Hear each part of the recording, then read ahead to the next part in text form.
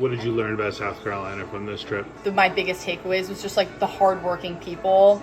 Like we talked to so many farmers and also people in the military, and like what I gathered from the state is just like the grit of like the people and how their like the main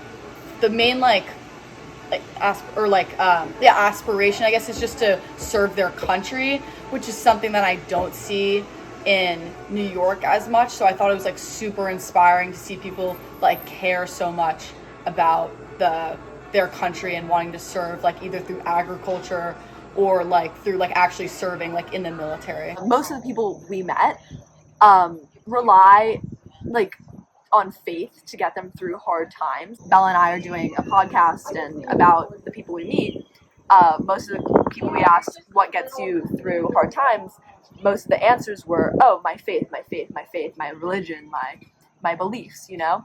And I think that I learned that, like, just like people where I live in New York or Brooklyn, they all have kind of the same core values and morals. I definitely learned a lot about farming. I didn't really think of farming at all before. Like, I don't really think about where I source my produce or like what's coming from the grocery stores.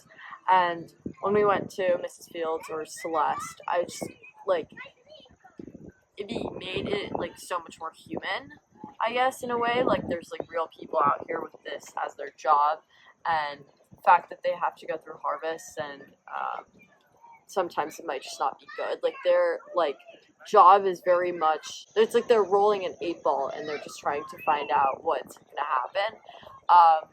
And I don't know, it's just like a completely different world to experience. So especially with the School of Agriculture, it's just like this is like something people really invest time in. And I just really didn't think about that living in New York, because that's not common at all. And then military, just like seeing it in real life, like just like people like dedicating their lives. I learned that everyone like has different values because of like their situations or where they live. There's a lot more hustle down here. Like there's a lot more hard work, but it feels like it's less rewarding for like farmers.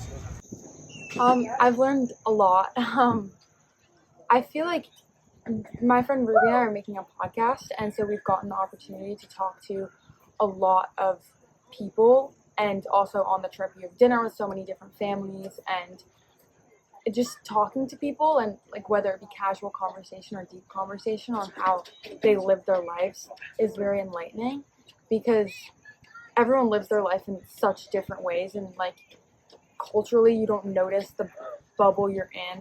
Like just making casual conversation and like everyone being so nice, and there's so many different like cultural things that I don't have, like that is really strong here. Like there's a strong Christian community, which I'm not religious, and seeing how that affects and motivates people in their everyday life is really intriguing. I think what stood out to me was like the farmers and just how much they like truly love their job, and even when it's tough for them, they don't have a bad year. I mean, we met a lot of farmers and some of them didn't have good years, and I think just seeing how much they truly love their job, it helps me gain a lot of respect for them.